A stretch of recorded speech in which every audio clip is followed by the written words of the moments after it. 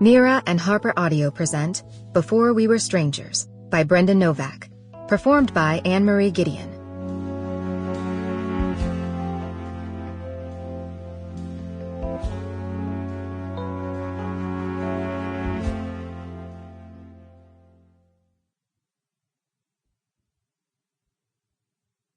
Chapter 1. Bayside Cemetery, Queens, New York. As far back as Sloane McBride could remember, she'd been told she was an ice queen. Even the people closest to her, especially the people closest to her, complained about her reserve.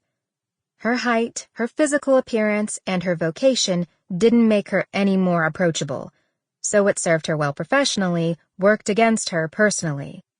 She heard people mutter words like stuck up, aloof, or distant, and knew they were referring to her. No one seemed to understand that she hadn't chosen to be standoffish. That was simply a byproduct of what she'd been through. She never talked about what she'd been through, however. If she could help it, she tried not to even think about her childhood. But she'd always known she'd have to go back to the small Texas town where she'd been raised eventually.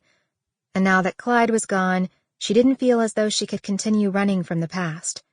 When she lost him, she'd lost her emotional safe haven here in the Hamptons, her excuse for remaining in New York.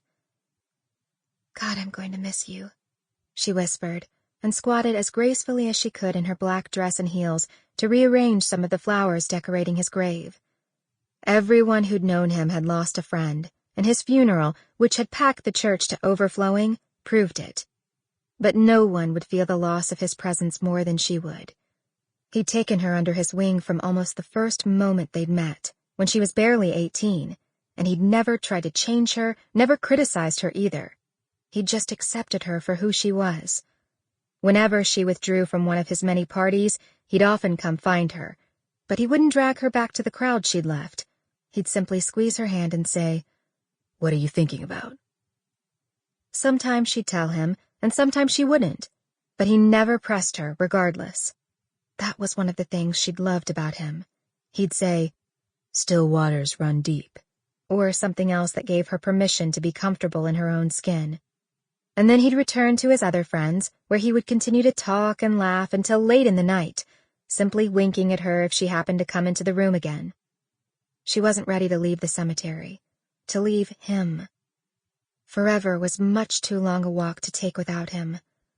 But his 5 children and their spouses, those who had spouses anyway, stood nearby whispering among themselves under the pavilion, and she guessed from their expressions they were growing disgruntled by the fact that she was lingering so long.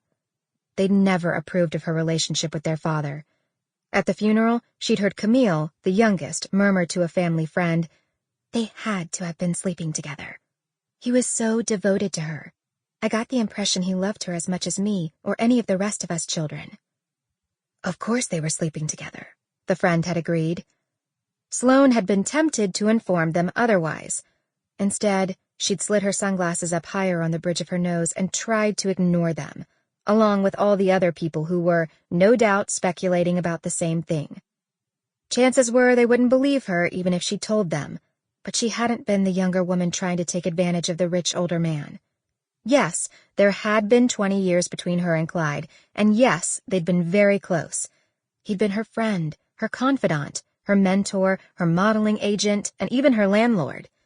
She'd been living in the small cottage behind his mansion ever since he'd talked her into walking out of that coffee shop in Portland where she'd been working when he'd come to town for his ex-wife's funeral. But he'd never been Sloane's lover. He'd never even hinted at any romantic interest, and that wasn't what she'd felt for him either. The size of the lump in her throat threatened to choke her as she straightened.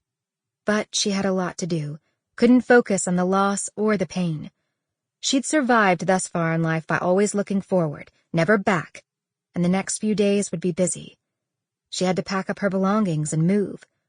Clyde's estate would go to his heirs, the same group of people who were waiting for her to leave. They'd given her notice months ago that they planned to put the place up for sale as soon as he died.